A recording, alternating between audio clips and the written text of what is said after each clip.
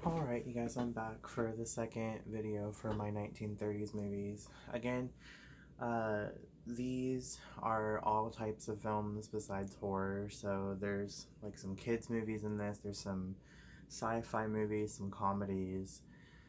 It's just kind of a mixture. I just wanted to put them all in one video because, again, even though it seems like there's quite a few, I don't have that many from the 30s.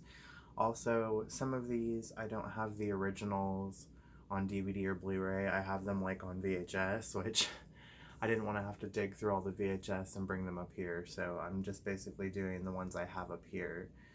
But the first one I have is The Little Rascals. Now, this is the 1994 movie. The show came out in the early 30s, and I have a tape of that, but it's our family tape. But I mean, it's the same kind of thing. In the original show, it was a little bit more slapstick and a little bit more goofy with what the kids, how they were acting and the situations they got into. In this, it's more of like a life lesson type thing. It's more about Alfalfa has feelings for this girl, but he's part of like a girl hating club with the other little rascals. And so he's kind of caught in this predicament of like pretending to not like her, but he really does. And all this other shit happens. There's this race that they have to have at the end of the movie, and it's got like Whoopi Goldberg in it and Reba McEntire and Donald Trump's in it. So check this out. I mean, it's a cool kids movie from the 90s. If you want to watch the original show, it's good too, but again, it's more slapstick. This is a little bit more like, again, like kind of morals and stuff. This film is from 33 also. This is Dancing Lady with Joan Crawford. And Clark Gable, he's the actor from Gone with the Wind, which I also have in here.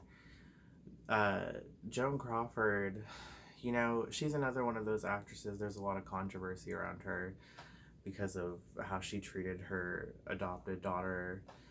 I really like her as an actress. I think she gave it her all, and her films are always pretty entertaining.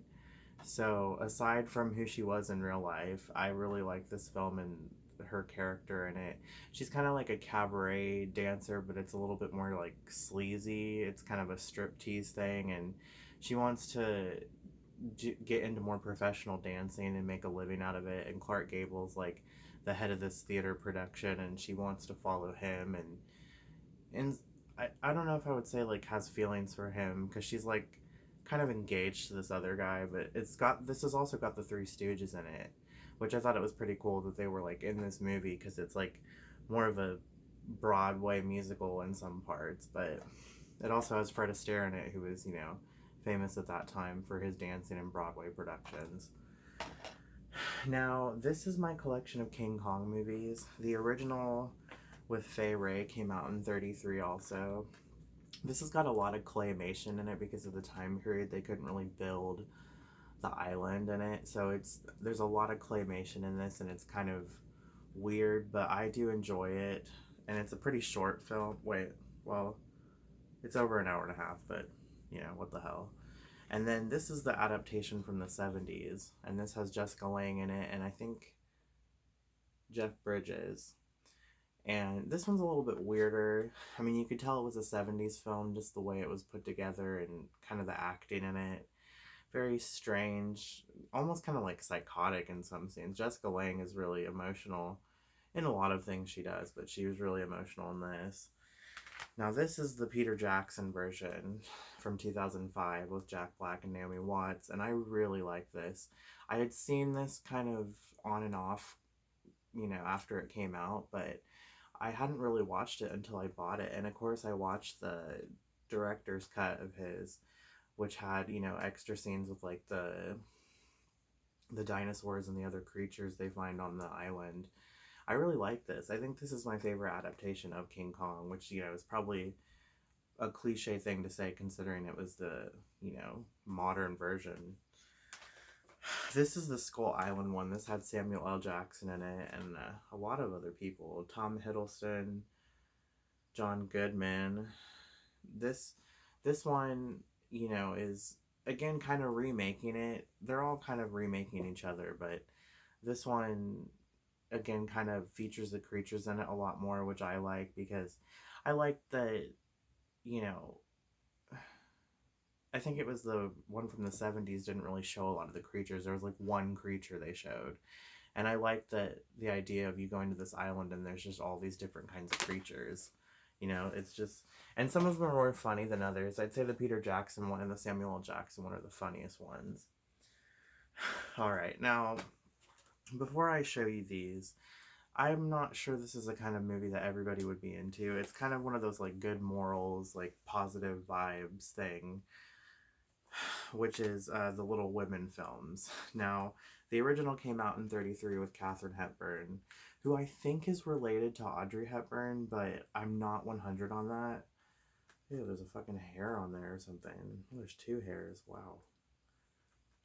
But this is basically the story about this movie is like it's this family of women and the father's like off at war. It's like in the 1800s, I think, and they're just this family that's all about like togetherness and helping out, you know, their neighbors. And there's a part where they like help this poor family that the kids are starving, so they give them their Christmas dinner. Like they're just a very giving family, and the oldest daughter's like wants to be a writer, and she's kind of the tomboy of the family.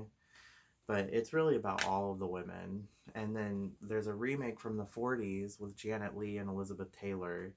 Now, this DVD is actually like the Chinese edition. You can see the sticker in the corner there, but it still plays in English. You just have Chinese subtitles that you can turn on and off as you wish. This is the 70s adaptation.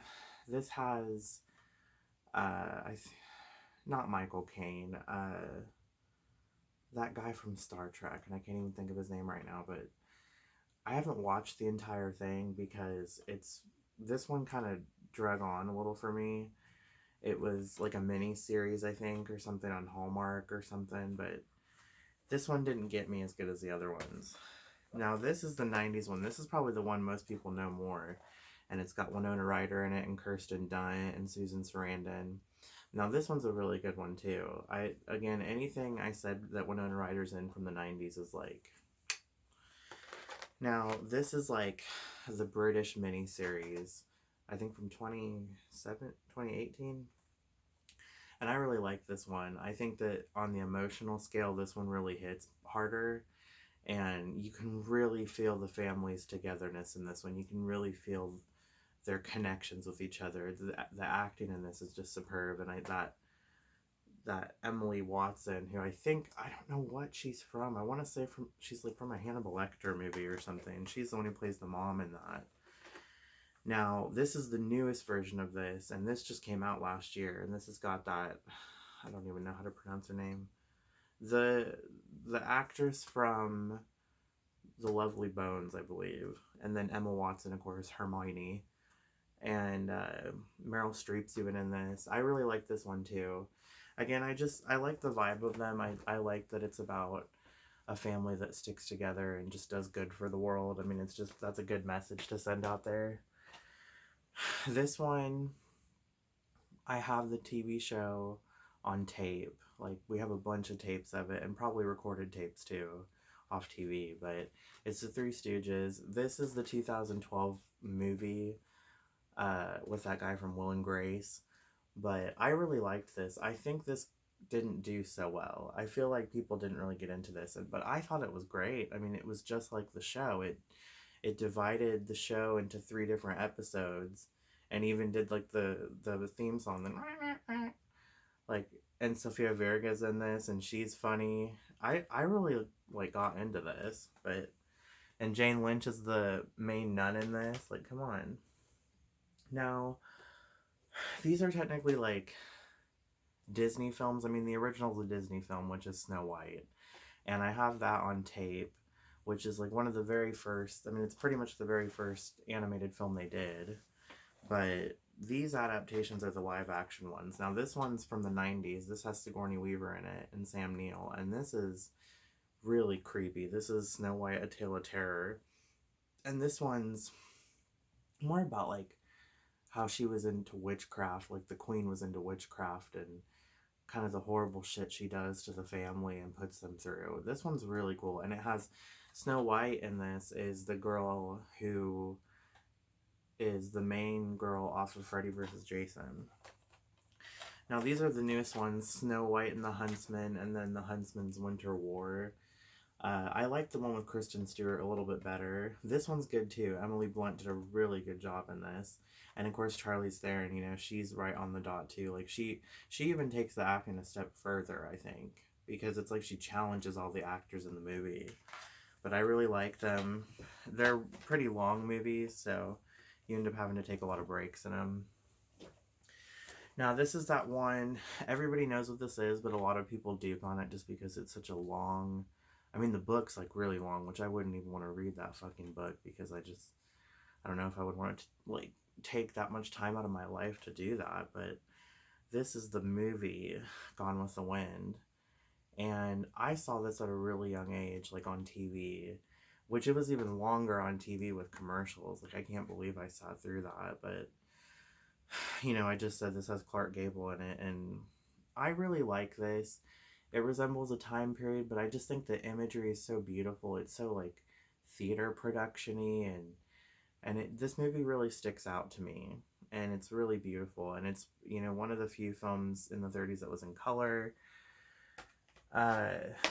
Now these last three are adaptations or sequels to The Wizard of Oz, and I love the original Wizard of Oz for a lot of reasons. I saw it at a young age. You know, I live in Kansas. I have some sort of, you know, connection to musicals because I do like so many, but this is the one from the 70s called The Wiz with Diana Ross and Michael Jackson. And Richard Pryor's in this too as The Wiz. And I really like this. I had seen this on TV when I was young, and I really like just how, you know, there's this scene where the cowardly lion breaks out of the statue, and I just loved the scene with Michael Jackson singing as the Scarecrow. It's just, this is really, it brings back a lot of memories, and I really love the music in this. And I've actually found people like around me in my area who have seen it, which I'm just like, wow. And this is The Return of Oz, which is technically the sequel to The Wizard of Oz. And this has that girl from The Craft. I'm not sure which one it is. And then Piper Laurie's in this, who she's from Carrie. But this one's really cool. It has a lot of creepy imagery in it. And the setup with the queen/witch are just really creepy. And even when she goes into that mountain or whatever, just, oh, and those wheelie things, those like things that get on all four, like there's a lot of creepy imagery in that. And I saw that at a young age too. And this is the newest Oz movie, The Oz Great and Powerful. This one I liked the least out of all of them, but it was still kind of interesting to watch. And I liked how they connected it with the original. It's interesting to see the projects that James Franco kind of gets involved in, because he has some that seem a lot more independently driven, and then he has others that are actually like sequels to stuff, and you're just like, whoa, like he's a part of that now. And this also has that Mila Kunis, and Joey King, which I love Joey King in a lot of stuff too. But that's all I have for my 30s movies. I feel like those are pretty much the classic ones to have or to at least look into.